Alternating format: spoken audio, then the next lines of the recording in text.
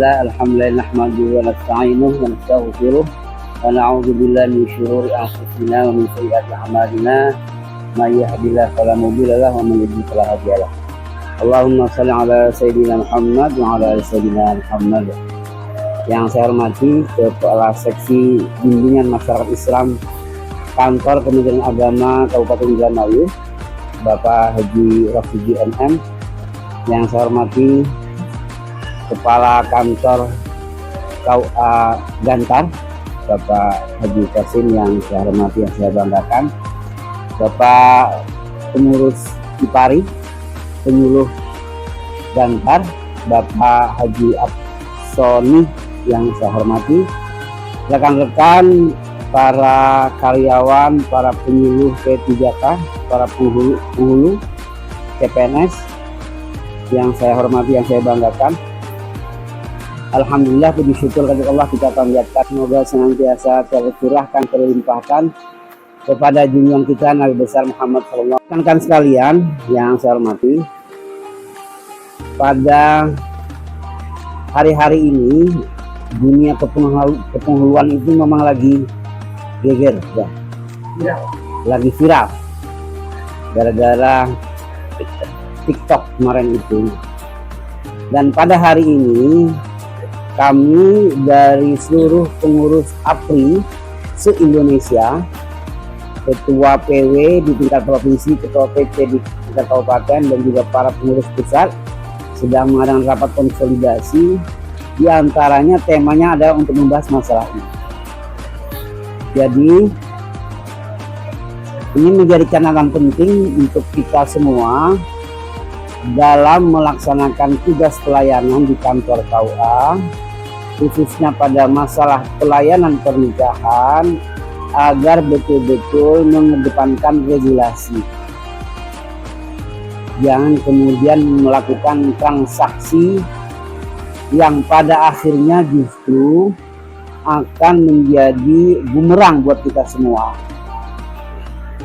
Dan ini sudah menjadi atensi pimpinan di tingkat pusat, sehingga hal ini diharapkan jangan sampai terulang lagi, dan jangan sampai juga di tempat-tempat yang lain muncul hal-hal yang serupa. Ketika ada orang yang mau mendaftarkan pernikahan secara mandiri, secara online, kita terima. Yang kemudian lantas kita melakukan hal-hal yang bersifat mengarah kepada pungutan, ya. Yang kemudian diarahkan lagi kepada pihak ketiga. Kalau kita dalam bahasa di Indramayu ke Pak Lebe, ya.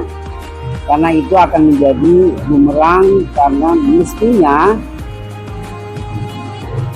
seluruh pelayanan itu betul-betul berbasis online, ada kemandirian dari masyarakat untuk mendaftarkan sendiri. Jadi kita sudah harus menyesuaikan diri bagaimana arah perubahan zaman. Pada akhirnya masyarakat sendiri yang akan melakukan secara mandiri semua proses-proses itu, tidak lagi kemudian bergantung kepada pihak ketiga. Sehingga ketika ada orang yang mendaftarkan secara mandiri, kita jangan alergi. Kemudian jangan pula kita meminta sesuatu yang melebihi aturan, ya. Bahwa kemudian mereka memberikan secara wajar, itu urusan mereka, ya. Tetapi tidak sampai kita yang membuka transaksi itu yang berbahaya. Kemudian yang juga menjadi sorotan kami adalah bahwa di KUA itu juga betul-betul harus disadari, pejabat KUA itu adalah pejabat pembuat akta, yang KUA ini adalah salah satu lembaga yang termasuk lembaga yang unik di tengah beberapa kementerian yang ada, karena bisa menerbitkan akta otentik. Akta otentiknya itu berupa akta nikah dan akta ikrar wakaf. Di Kementerian Agama hanya KUA yang menerbitkan akta itu kan, akta otentik, akta ikrar wakaf dan akta pernikahan. Dengan demikian, para pemilih yang kemudian pada akhirnya diberi tugas tambahan sebagai kepala KUA, dia adalah pejabat pembuat akta. Produk hukumnya adalah akta otentik, sehingga akta otentik ini adalah sebuah produk hukum yang mestinya juga mempunyai kekuatan hukum yang tinggi, tidak serta-merta mudah dirubah-rubah. Persyaratannya pun agar kemudian data itu bisa dimasukkan ke dalam register, dalam akta, melalui proses yang juga mestinya harus dengan cara-cara yang prudent, cara-cara yang hati-hati, tidak sembarangan. Ketika produk hukum itu sudah muncul, sudah terbit, itu juga kita harus memperlakukan sebagaimana layaknya akta otentik. Tidak kemudian kita sendiri juga tidak menghargai produk hukum kita sendiri. Ada orang yang pengen dirubah, langsung dirubah begitu saja. Ada instansi lain ingin merubah hanya berdasarkan, misalnya, hanya berdasarkan kartu tanda penduduk. Itu enggak apple to apple, tidak sebanding, tidak sejajar. Kita itu produknya akta otentik, tidak sebanding dengan kartu tanda penduduk, tidak sejajar dengan kartu keluarga. Kalau ada orang yang ingin merubah akta otentik kita, akta nikah, dia harus mendasarkan pada putusan pengadilan, karena ini berupa akta otentik. Sama persis ketika akta ikrar wakaf, Pak kasih kami akta ikrar wakaf itu dibatalkan, dirubah, karena itu sudah menjadi produk hukum akta otentik. Kalau kita sendiri tidak menghargai produk hukum kita sendiri, bagaimana orang lain akan menghargai? Sehingga ketika terjadi perubahan, ketika terjadi penyesuaian, itu sesuai dengan prosedurnya, ya. Dan kemudian kita atas nama pelayanan akhirnya mengorbankan produk hukum kita sendiri. Akhirnya menjadi semakin membuat kita itu jadi tidak berharga di mata instansi yang lain. Padahal gampang gak di KUA-nya, nanti juga dirubah di KUA juga beres. Itu seolah-olah melecehkan instansi kita sendiri. Bukan berarti kita tidak mau melayani ya, tetapi kita juga punya kewajiban untuk memberikan edukasi, memberikan literasi kepada masyarakat, bagaimana penghargaan terhadap produk hukum yang diterbitkan oleh instansi lembaga negara yang resmi, ya. Apalagi saat ini sudah banyak mereka yang melaksanakan umroh yang mengharuskan adanya kesesuaian data dengan paspor, yang seringkali kita di lembaga KUA ini yang menjadi korban. Saya kira kita mulai sekarang juga harus mempunyai pride, kebanggaan terhadap lembaga kita sendiri, agar produk hukum yang kita buat, jika memang itu tidak karena kesalahan kita, itu tidak bisa sembarangan kita rubah sendiri. Apalagi hanya dirubah oleh operator yang dol. Gak boleh, harus berdasarkan putusan pengadilan. Hati-hati. Di dunia haji, saya kan masuk rumah, bimbing haji. terus jangan kali ganti begitu nikah itu sudah pembicaraan umum itu. Itu yang saya sedih sebenarnya. Ya. Itu pelecehan terhadap KUA. KUA itu lembaga pencatatan resmi loh ya. Mereka itu pejabat pembuat akta. Mereka itu sebenarnya sejenis notaris, hampir dikatakan sebagai aparat hukum juga, APH juga, karena mereka produknya jelas, ada akta otentik. Sehingga hal-hal yang berkaitan dengan perubahan-perubahan itu mestinya sesuai dengan prosedur, ya, tidak kemudian sembarangan bisa berubah dan ya. Kalau karena ada kesalahan human error, karena ada kesalahan ketik, itu tidak masalah, bukan merubah namanya, tapi memperbaiki. Dua hal yang berbeda ya. Merubah itu berarti ada sesuatu yang baru, tetapi kalau memperbaiki berarti ada kesalahan, ya. Kalau ada kesalahan karena kesalahan ketik, mereka yang memberikan datanya sudah benar, tetapi karena ada salah ketik human error, itu nggak masalah, kita akan perbaiki. Tetapi kalau sudah mengganti nama, itu yang juga menjadi persoalan besar itu kita. Kemudian selanjutnya saya juga mengingatkan kembali, kita di KUA ini juga menjadi salah satu perpanjangan kebijakan-kebijakan yang ada di pusat. Pada beberapa waktu yang lalu sudah muncul surat edaran tentang GAS tadi ya, Gerakan Sadar Pencatatan Nikah. Gerakan Sadar Pencatatan Nikah ini salah satu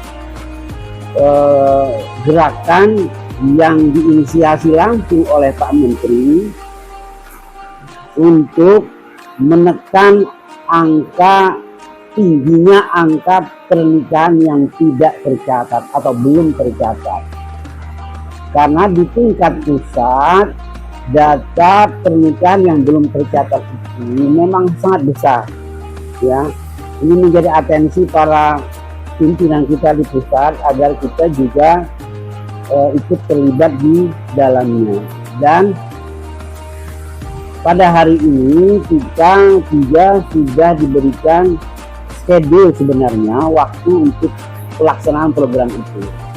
Bulan Agustus ini sebenarnya kita sudah masuk pada mulai pendataan, sebenarnya sudah mulai masuk ke pendataan. Cuma karena memang data yang kita harapkan muncul dari Disdukcapil ini yang masih belum kita dapatkan datanya. Nanti kalau memang data dari Disdukcapil sudah kita dapatkan, sudah nanti di breakdown ke tiap kabupaten, di breakdown ke tiap kecamatan, di breakdown lagi ke tingkat desa, nanti kita akan bergerak untuk mendata pernikahan-pernikahan yang belum tercatat. Jadi kita akan bergerak bersama seluruh elemen yang ada di Kementerian Agama, penghulu, penyuluh, semuanya kita bergerak agar program ini betul-betul bisa terlaksana dengan baik. Hasilnya apapun ketika sudah kita melakukan pendataan di lapangan, nanti kita akan godok apakah pernikahannya itu betul-betul bisa kita catatkan atau tidak. Itu nanti tahap kedua ya. Memang sebagaimana kasus-kasus yang pernah terjadi pada saat pelaksanaan program isbat nikah, banyak kasus-kasus pernikahan yang belum tercatat itu memang punya masalah. Hampir 80% punya masalah. Makanya kita akan urai masalah-masalah tersebut yang memang pernikahannya itu tidak bisa kita laksanakan. Misalnya memang harus betul-betul dipisahkan, ya kita harus pisahkan. Kalau memang mereka itu ada halangan yang memang tidak memperbolehkan untuk dilakukan pernikahan, misalnya karena hubungan darah atau masih punya suami, ya harus kita pisahkan dulu. Baru kemudian nanti akan dicarikan solusi yang lebih baik, yang lebih bijaksana. Itu terkait dengan program GAS juga menjadi solusi ketika pernikahannya itu belum tercatat, jika memang perlu diisbatkan nanti diisbatkan, ya. Jika memang ada hal-hal yang terkait dengan diskresi, ada kebijakan-kebijakan khusus, karena memang ketika diteliti kasus-kasus pernikahan yang belum tercatat itu banyak juga yang kendalanya kendala administrasi.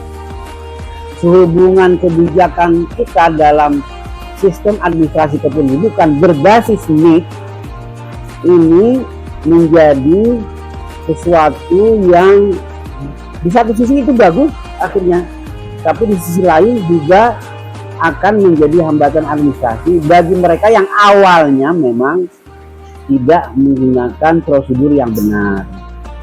Sejak awal misalnya pernikahannya itu jelas-jelas pernikahan tidak tercatat, pernikahannya itu jelas-jelas pernikahan yang tidak memenuhi syarat, tapi akhirnya karena kong kali kong dengan pihak tertentu muncullah kawin misalnya Pak. Ini kan jadi merepotkan itu. Seharusnya jadi kawin, padahal kawinnya tidak ada bukti buku nikahnya. Mau kita catatkan statusnya apa, jadi yang kita susah. Kawin buku nikahnya nggak ada, cerainya juga nanti akan susah ke pengadilan. Ada lagi mereka-mereka yang misalnya cerainya cerai bodoh. Mudah-mudahan nanti program gas ini juga bisa kita laksanakan dengan sebaik-baiknya. Terakhir saya ingin berharap kepada teman calon penghulu kita agar tetap untuk melaksanakan tugas-tugas sebagaimana yang diamanatkan oleh regulasi, yang kemudian mudah terpengaruh dengan kondisi yang memang tidak sesuai dengan ekspektasi ya. Mungkin kita ketika terjun ke lapangan, ke dunia nyata, ke dunia kerja, ada hal-hal yang mungkin selama ini tidak sesuai dengan ekspektasinya. Hal tersebut yang kemudian mematahkan semangat untuk tetap berbakti, tetap untuk mengabdi, memberikan pelayanan yang terbaik kepada masyarakat. Termasuk untuk juga rekan-rekan para penyuluh ya. Rekan-rekan para penyuluh agar juga tetap bisa melaksanakan tugas-tugasnya dengan sebaik-baiknya tanpa harus kemudian mempersalahkan keadaan ya, yang kemudian mencari-cari kambing hitam ketika sesuatu itu belum ideal ya. Yang ideal, yang sempurna itu hanya ada di surga ya Pak.